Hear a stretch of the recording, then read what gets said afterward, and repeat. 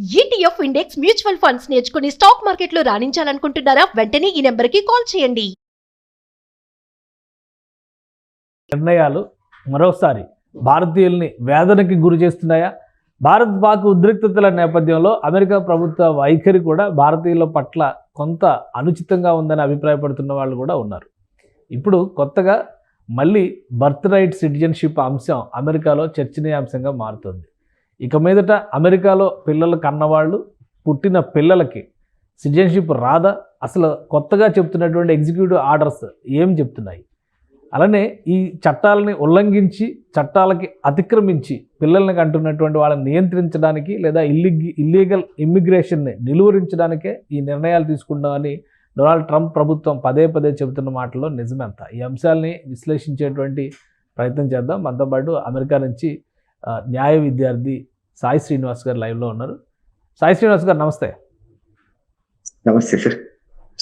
సాయి శ్రీనివాస్ గారు, ఏంటి citizenship issue మళ్ళీ వచ్చింది? ఇప్పటివరకు ఇమిగ్రేషన్ అలానే వీసాలో చేంజెస్ వీటన్నిటి గురించి అనుకున్నారు. సిటిజన్షిప్ విషయంలో బర్త్ రైట్ సిటిజన్షిప్ అనే దాని గురించి ప్రస్తుతానికి పెండింగ్లో ఉంటుంది, కోర్టులు కూడా అడ్డుకోవచ్చు అని అనుకున్నారు. మళ్ళీ ఇప్పుడు అది తెరపైకి వచ్చింది. అసలు ఏం జరుగుతుంది? ప్రభుత్వం ఏమన్నా నిర్ణయం తీసుకుందా? సార్, మీ అందరికీ తెలుసు సార్, జనవరి 25, 2025 సో ట్రంప్ ప్రమాణ స్వీకారం చేసిన వెంటనే ఒక 5 ఎగ్జిక్యూటివ్ ఆర్డర్స్ మీద సైన్ చేయడం జరిగింది సార్. దానిలో మొదటిది ఏంటంటే అమెండ్మెంట్ నెంబర్ 14 ని ఇంటర్ప్రిట్ చేస్తా ఎగ్జిక్యూటివ్ ఆర్డర్ ఇవ్వడం జరిగింది. ఈ అమెండ్మెంట్ నెంబర్ 14 ఏం చెప్తుందంటే సార్, ఇక్కడ ఈ దేశంలో all the persons born or naturalized in the United States are subject to the jurisdiction thereof or the United citizens అన్నారు సార్. అంటే ఏంటంటే ఈ దేశం మీద పుడితే, ఈ నేలలో పుడితే సో వాళ్ళందరూ యుఎస్ సిటిజన్స్ అయిపోతారు. మీరు లీగలా ఇల్లీగలా, మీరు సిటిజన్సా నాన్ సిటిజన్సా అనేది లేకోకుండా మీరు ఈ నేల మీద పుడితే మీరు సిటిజన్స్ అయిపోతారు అని చెప్పడం జరిగింది. కానీ ఇక్కడ డొనాల్డ్ ట్రంప్ ఏం చేశాడంటే సార్, ఇక్కడ ఒక చిన్న పదాన్ని subject to the jurisdiction thereof అనే దాన్ని ఇతను ఇంటర్ప్రిట్ చేశాడు సార్. ఏంటంటే ఇది ఓన్లీ సిటిజన్స్ కి ఒకటి అప్లై అవుతుంది, నాన్ సిటిజన్స్ కి అప్లై కాదు. అంటే ఇల్లీగల్ ఇమిగ్రెంట్స్ కానీ ఇమిగ్రెంట్ వీసా కానీ నాన్ ఇమిగ్రెంట్ వీసా వాళ్ళకి అప్లై కాదు అనే దాని మీద తన ఎగ్జిక్యూటివ్ ఆర్డర్ సైన్ చేయడం జరిగింది. దాని తర్వాత ఏమైందంటే సార్, ఒక ఏప్రిల్ నెలలో చాలా మంది వాళ్ళ దగ్గర ఉన్న కోర్ట్స్ కి ఫైల్ చేయడం జరిగింది సార్, కేసెస్ ఫైల్ చేయడం జరిగింది. అంటే ఫెడరల్ కోర్టులో ఫైల్ చేసిన తర్వాత సియాటిల్ కోర్ట్ ఏం చేసిందంటే సార్, మాకొకటి ఇంజెక్షన్ ఆర్డర్ ఇవ్వకుండా నేషనల్ వైడ్ ఇంజెక్షన్ ఆర్డర్ అనేది ఇవ్వడం జరిగింది. అంటే ఒక చిన్న కోర్ట్ ఇస్తే అది మొత్తం ఆల్ ఓవర్ యుఎస్ కంతా అప్లై అయ్యేటట్టుగా ఒక నేషన్ వైడ్ ఇంజెక్షన్ ఇవ్వడం జరిగింది. దాని ద్వారా ఏమైతుందంటే సార్, అంటే మనం ఇండివిజువల్ గా కేసెస్ ఫైల్ చేయడం అవసరం లేదు, అంటే ఆటోమేటిక్ గా యుఎస్ కంతా అప్లై అయిపోతుంది. కాబట్టి ఇప్పుడు ట్రంప్ ఏం చేశాడంటే, ఆటోమేటిక్ గా నేను ఇప్పుడు దీని మీద సుప్రీంకోర్టుకు పోతే నాకు దెబ్బతీస్తుంది అని చెప్పేసి తను ఏం చేస్తున్నాడంటే ఈ నేషన్ వైడ్ ఇంజెక్షన్ దాని మీద సుప్రీంకోర్టుకి వెళ్తున్నాడు. అంటే ఏంటంటున్నాడంటే, మీరు ఒక చిన్న కోర్టు నా ఎగ్జిక్యూటివ్ ఆర్డర్ ని ఆపలేదు, ఇది అగేన్స్ట్ గా సపరేషన్ ఆఫ్ పవర్స్, ఇది నా జ్యుడిషియల్ ఓవర్ రీచ్ అవుతుంది అని చెప్పి తన సుప్రీంకోర్టు నేషన్ వైడ్ ఇంజెక్షన్ కి వెళ్ళడం జరిగింది. దీని ద్వారా ఏమైతుందంటే సార్, ఒకవేళ సుప్రీంకోర్టు ఓకే అంటే దీని గురించి ఓకే నేషన్ వైడ్ ఇంజెక్షన్ అనేది ఇవ్వలేదు అని తెలిస్తే ఇక్కడ ప్రాబ్లం ఏమైతుందంటే, ఇప్పుడు సియాటిల్లో పుట్టే వాళ్ళు ఒకటే యుఎస్ సిటిజన్స్ అవుతారు. ఫర్ ఎగ్జాంపుల్ నేను ఇండియానాలో ఉంటాను సార్, ఓకేనా, నాకు పిల్లలు పుట్టే ఇక్కడ వాళ్ళు యుఎస్ సిటిజన్షిప్ కాలేరు. మీరు ఒకసారి అర్థం చేసుకోండి ఇక్కడ. సో దీని ద్వారా మొత్తం మన దేశం అంతా, అమెరికా దేశం అంతా ఈ అన్సర్టనిటీకి గురైపోతాయి సార్. కానీ అంటే ఇప్పుడు లీగల్ అయినా ఇల్లీగల్ అయినా ఇప్పటివరకు ఏంటంటే అమెరికాలో కనుక పిల్లలకి జన్మనిస్తే ఆ పిల్లలకు ఖచ్చితంగా అమెరికన్ సిటిజన్షిప్ వస్తుంది, తల్లిదండ్రులకు ఉన్నా లేకపోయినా. సో ఇప్పుడు కొత్తగా పెట్టినటువంటి కండిషన్స్ పాత కండిషన్స్కి ఉన్న తేడా ఏంటి?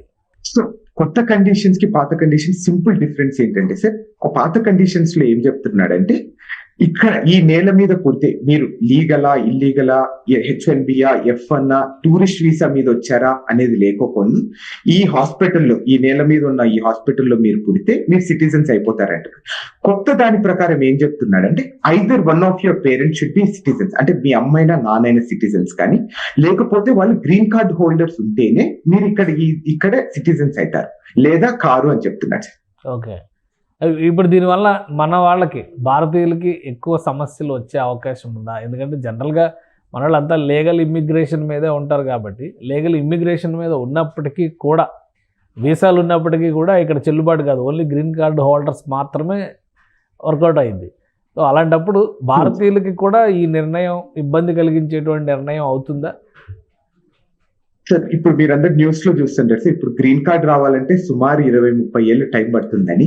ఇప్పుడు ఫర్ ఎగ్జాంపుల్ ఇప్పుడు నాకు పుట్టింది అనుకో సార్ పాప, ఇప్పుడు ఏదైనా ఆ పాపకు సిటిజన్షిప్ వస్తే ఏమైతుందంటే 18 ఏళ్ల తర్వాత మనకు ఆమె స్పాన్సర్ చేసే హక్కు ఆమెకు ఉంటుంది సార్, అంటే నా పేరెంట్స్ కి. ఇప్పుడు దాని ద్వారా వాళ్ళ జీవితాంతం ఎట్లా తలుచుకున్నా కానీ సిటిజన్షిప్ కాలేరు. అంటే ఇది ఇక్కడికి వచ్చి మనం ఏవి అనుభవించలేము సార్. ఓకే. ఇక్కడ ఇంకొక పాయింట్ ఏంటంటే సార్, సోషల్ సెక్యూరిటీ ట్యాక్సెస్ అని మన రూపంలో కట్టించుకుంటారు సార్. అంటే నన్ను F1 లో ఉన్నా కానీ, నేను చిన్న పని చేసినా కానీ, లేకపోతే జాబ్ చేసినా కానీ దాని మీద సోషల్ సెక్యూరిటీ ట్యాక్స్ కట్ చేసుకుంటారు.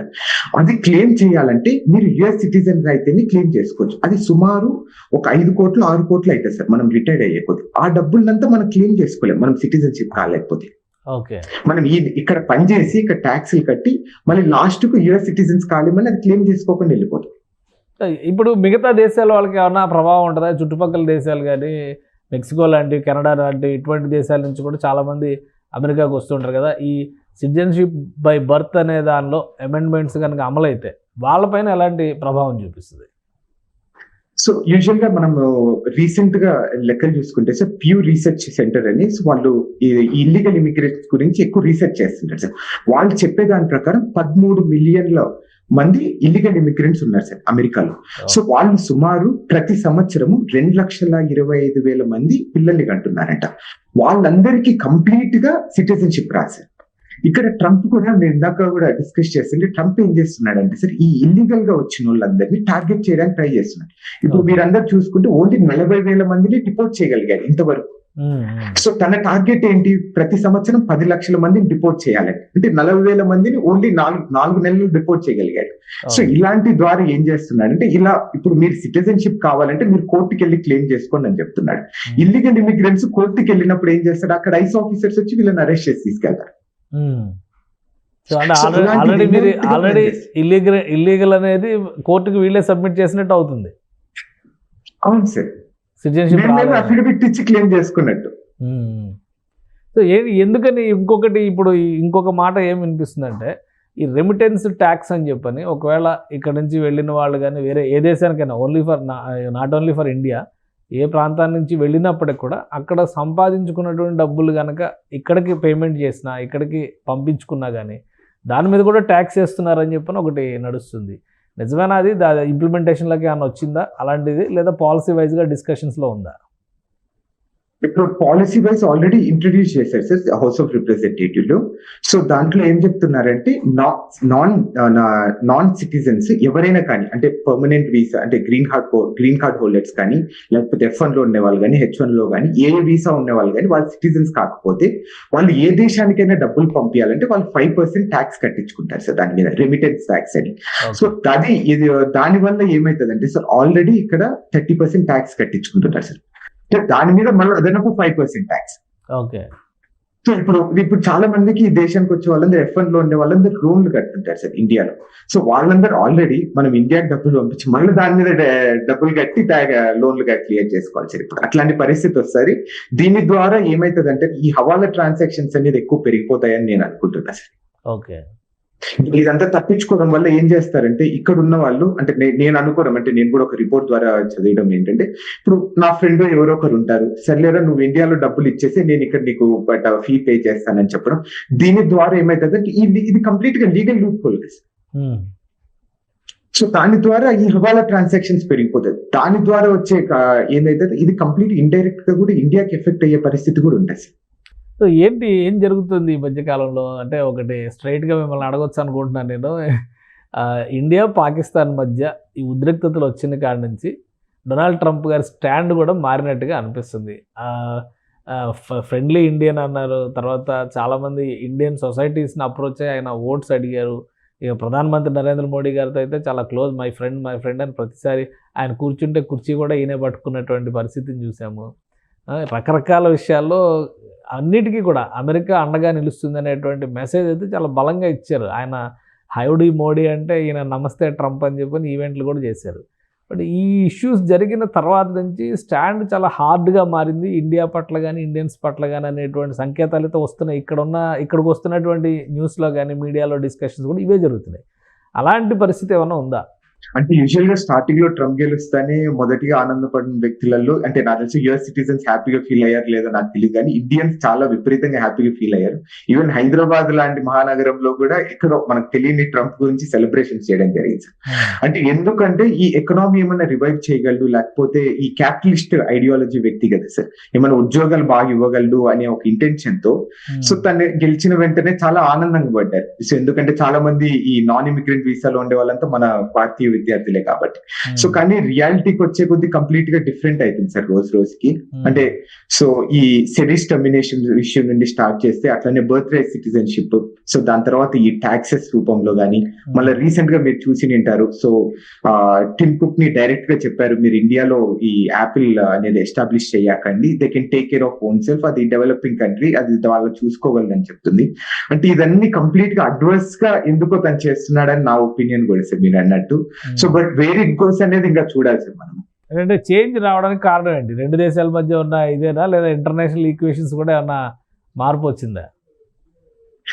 మెయిన్ రీజన్ ఏంటంటే India is a developing nation sir. So complete గా మనము సో అమెరికాకి పోటీగా మనం వెళ్తున్నాము. అండ్ వన్ మోర్ థింగ్ నేను అనుకోవడం ఏంటంటే, ఇప్పుడు చైనా మీద హయ్యర్ ట్యాక్సెస్ వేయడం వల్ల అన్ని కంపెనీస్ అనేది ఇండియాకి వస్తున్నాయి సార్ మ్యానుఫ్యాక్చర్ చేయడానికి. సో దాని ద్వారా మేబీ ఏమన్నా ఇండియా సో కాంపిటీటింగ్ విత్ అమెరికా అనేది ఒక ఆలోచనలో కూడా ఉండొచ్చు సార్. అండ్ యూజువల్ గా మీకు తెలియదేమో సార్, సో కంప్లీట్ గా న్యూట్రలైజ్ చేస్తున్నారు అనుకోవాలా? అంటే అట్లనే అనుకుంటున్నా సార్ నేనైతే. ఈ టాక్సేషన్స్ అవి పెంచి ఒక్కొక్కటి డబుల్ ట్రిపుల్ 100% టాక్సేషన్ దాకా తీసుకెళ్లారు. చైనా విషయంలో అయితే ఇంకా ఎక్కువ కూడా వెళ్ళారు. సో వాటి తర్వాత అక్కడ ఎలా ఉంది కన్జ్యూమరిజం కానీ, రెగ్యులర్గా నిత్యావసరాల విషయంలో కానీ ఏమన్నా మార్పులు ఉన్నాయా, లేదా ఇబ్బంది పడే పరిస్థితులు ఉన్నాయా? అంటే సో అంటే ఇది డైరెక్ట్ గా మనకే సో నాన్ ఇమిగ్రెంట్ వీసా కానీ ఇమిగ్రెంట్ వీసా కానీ వాళ్ళకి ఎఫెక్ట్ పడుతుంది సార్. సో ఎందుకంటే మనం ప్రతి రూపాయి అంటే ఇక్కడ మీకు $1 సార్, $1 అంటే $1 ఇక్కడ. సో మనకు $1 అంటే $100 సమానం, అంటే సుమారు $85 సమానం. అంటే మనం ఏది కొనుక్కోవాలనుకున్నా కానీ సో ఇంటూ 85 ఇంటూ 86 చేసుకుంటాం. సో ఏదైనా కానీ ఇప్పుడు ట్రంప్ తీసుకునే ఏ పాలసీస్ అయినా కానీ లాస్ట్ కి ఎఫెక్ట్ పడేది కన్స్యూమర్స్ మీదే సార్. సో గవర్నమెంట్ కి ఏముంది సార్, ట్యాక్స్ లో వస్తాయి కానీ లాస్ట్ కి ఎవరు మేము కొనాలి. సో మేము వాటర్ బాటిల్ కొనాలన్నా కానీ దాని మీద 20% ట్యాక్స్ వేస్తే మేము ఎవరికి కట్టాలి సార్, అది గవర్నమెంట్ కి పోయేది. సో లాస్ట్ కు ఈ ఇన్ఫ్లేషన్ రేట్ అనేది విపరీతంగా పెరిగింది సార్. సో ఆల్మోస్ట్ ఇప్పుడు 5.1% 5.2% ఉంది, విచ్ ఇస్ ఎవర్ హైయెస్ట్ అంట మన అమెరికాలోనే. సో యుఎస్ రికార్డ్ లోనే హైయెస్ట్ ఉందంట సార్ ఇన్ఫ్లేషన్ రేట్ కూడా. అండ్ మీరు న్యూస్ చూసింటారు, ఇవన్నీ ఎందుకు చేస్తున్నాడంటే సార్, సో అమెరికాకి ఈ $1 ట్రిలియన్ డెప్ట్ ఉంది సార్, విపరీతమైన డెప్ట్స్ తీసుకున్నారు వీళ్ళు. సో అది కట్టడానికి అవి పూడ్చడానికి ఇవన్నీ చేస్తున్నారు సార్. మీరందరూ వినింటారు గోల్డెన్ వీసా అని, అంటే ఆల్మోస్ట్ $5 మిలియన్ ఎవరు ఇన్వెస్ట్ చేస్తారు వాళ్ళందరికీ. అంటే ఎందుకు చేస్తున్నాడు అనే దాని గురించి కూడా ఆలోచించాలి కదా సార్ మనం. ఇదంటే అమెరికాకి విపరీతమైన నేషనల్ డెప్ట్ అనేది ఎక్కువ స్టార్ట్ అయింది సార్. సో దాన్నంతా కవర్ చేయడానికి ఇవన్నీ చేస్తున్నారు. Right. Thank you Sai Srinivas గారు, మీ అభిప్రాయాన్ని తెలియజేసినందుకు. ఇది అమెరికాలో ప్రస్తుతం ఉన్నటువంటి పరిస్థితి, అక్కడ రాజకీయంగా జరుగుతున్నటువంటి పరిణామాలు, మేక్ అమెరికా గ్రేట్ అగైన్ అనేటువంటి నినాదంతో డొనాల్డ్ ట్రంప్ తీసుకున్నటువంటి నిర్ణయాలు మాత్రం భారతీయులకి, ఇమ్మిగ్రెంట్స్కి కొంత ఇబ్బందికరంగానే మారుతున్నటువంటి పరిస్థితి. ఇప్పుడు సిటిజన్షిప్ బై బర్త్ అనేటువంటి దానిలో అమెండ్మెంట్స్ కనుక వస్తే ఖచ్చితంగా భవిష్యత్ తరాలు ఇక్కడ నుంచి వెళ్ళి అక్కడ సెటిల్ అవ్వాలని ఆశిస్తున్న వాళ్ళందరూ కూడా ప్రతికూల పరిస్థితుల్ని ఎదుర్కొంటారని సాయి శ్రీనివాస్ గారు వివరిస్తున్నారు. మరోవైపు ఇండియా పాకిస్తాన్ ఉద్రిక్తతలకు కూడా కొంతమేర పాలసీని ఇన్ఫ్లుయెన్స్ చేసినట్టుగానే కనిపిస్తున్నాయని ఆయన విశ్లేషిస్తున్నారు. ఇది స్పెషల్ డిస్కషన్. Keep watching.